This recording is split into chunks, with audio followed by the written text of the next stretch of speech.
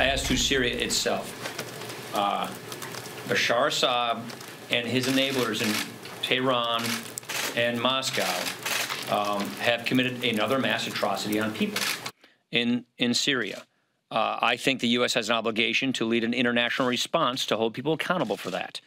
I won't get ahead of the president. He is taking a very deliberate and careful response and approach to this. We've discussed this, and I don't want to get ahead of what he's going to plan on doing, only to say that I think it's important for us to help lead the international community to making sure that people are held accountable for these mass atrocities. But if I can follow up for a second here. I guess you are going to. You said he has the existing authority. He does. But I guess my question is why not do a new AEMF? No, I understand the question. My question is this. What is the authority there to do? Because that's the question. He seems to be dithering about what to do, and therefore, under the I don't think Congress. I think you're wrong to suggest that he's dithering. He is being deliberate, and he is going through all of the options, and he's consulting our allies. That's what you want presidents to do in moments like this. So he's not dithering.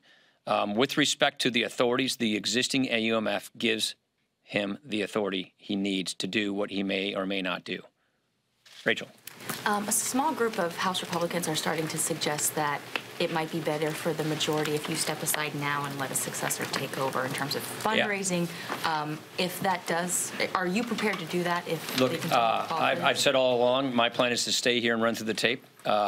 You said a small group. I've talked to a lot of members who think it's in all of our best interests for this leadership team to stay in place and to run through the tape. I was encouraged that Steve Scalise this morning said that he thinks, after the election, that Kevin McCarthy ought to be the person to replace me after the elections. I think that's encouraging because what it shows you is that we have an intact leadership team that supports each other, that's all heading in the right direction.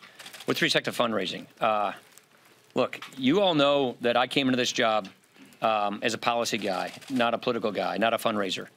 I have shattered every fundraising record any speaker has ever set.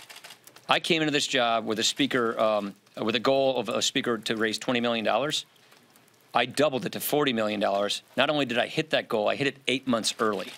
So there is nobody who's come close to being able to raise the kinds of funds I have and still can raise for this majority. So it's obviously in our interest to keeping our majority that every player is on the field fighting for this majority, raising for this majority, and it makes no sense to take the biggest fundraiser off the field. And I think almost all of our members see it that way as well. Hey there, thanks for checking out CNBC on YouTube. Be sure to subscribe to stay up to date on all of the day's biggest stories. You can also click on any of the videos around me to watch the latest from CNBC. Thanks for watching.